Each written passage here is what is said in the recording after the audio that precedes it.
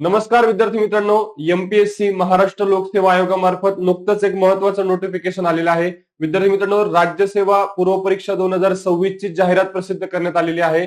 यामध्ये आपण नेमके किती पदांसाठी जाहिरात आलेली आहे आणि फॉर्म भरण्याची शेवटची तारीख काय असणार या सर्व बाबींची माहिती आपण या व्हिडिओच्या माध्यमातून बघणार आहोत.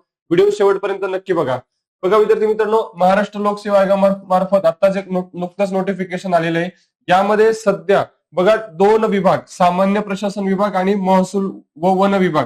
यामध्ये सामान्य प्रशासन विभागात राज्यसेवा ही जे संवर्ग आहे त्याचे जवळपास 79 पदांची आणि महसूल वन विभागांतर्गत जो महाराष्ट्र पशुवैद्यकीय सेवा संवर्ग आहे त्याची 8 पदांची अशी टोटल 87 पदांची जाहिरात प्रसिद्ध करण्यात आलेली आहे. विद्यार्थी मित्रांनो, आता याची जे फॉर्म भरण्याचा जो कालावधी आहे तो दिनांक 31 डिसेंबर पासून फॉर्म भरण्यास सुरुवात होत आहे.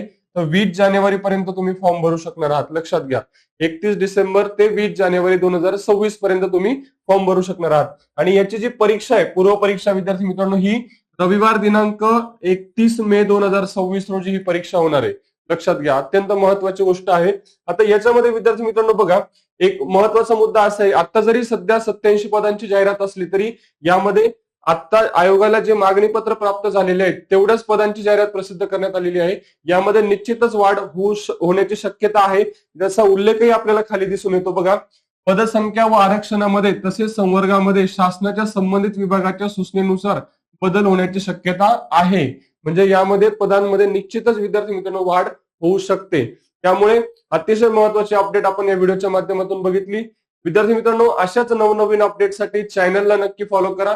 व्हिडिओ आवडला असेल तर लाईक करा आणि आपल्या जास्तीत जास्त मित्रांपर्यंत नक्की शेअर करा. धन्यवाद.